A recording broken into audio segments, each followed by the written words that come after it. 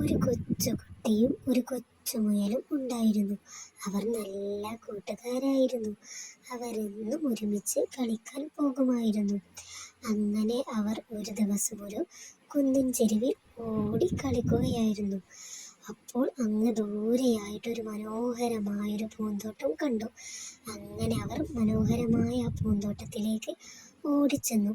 അങ്ങനെ ആ പൂവുകൾ നോക്കിക്കൊണ്ട് നിൽക്കുമ്പോൾ അങ്ങ് ദൂരെതാ ഒരു പൂവ് അവരെ നോക്കി ചിരിക്കുന്നു. കുട്ടിയും മുയലും ആകെ അത്ഭുതപ്പെട്ടു. അങ്ങനെ ആ പൂവ് അവരോടായി പറഞ്ഞു, ഞാനൊരു മാന്ത്രിക പൂവാണ്. നിങ്ങൾക്ക് രണ്ടുപേർക്കും എന്നോട് ഓരോരോ ആഗ്രഹങ്ങൾ വീതം പറയാം. ഞാനത് സാധിച്ചു നൽകുന്നതാണ്. അങ്ങനെ കുട്ടി തൻ്റെ ആഗ്രഹം ആ പൂവിനോടായി പറഞ്ഞു. എനിക്ക് നല്ല മനോഹരമായൊരു വീട് ഞങ്ങൾക്ക് വേണം. ഇനി അടുത്തത് മുയലിൻ്റെ ഊഴമാണ്. മുയൽ പറഞ്ഞു, ഞങ്ങൾക്ക് എന്നെന്നും സന്തോഷത്തോടെ ഒരുമിച്ച് കഴിയണം. അങ്ങനെ പൂവ് പറഞ്ഞു, നിങ്ങളുടെ രണ്ടുപേരുടെ ആഗ്രഹവും ഉടനെ സാധിക്കുന്നതാണ്. നിങ്ങൾ തിരികെ പോയിക്കൊള്ളുക.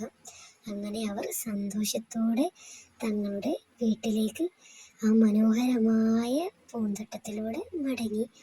അങ്ങനെ അവർ അവരുടെ വീട്ടിൽ എത്തിച്ചേർന്നു. അതാ നല്ല ഭംഗിയുള്ള മനോഹരമായ വീട്. അവർക്കാകെ ഒരുപാട് സന്തോഷമായി.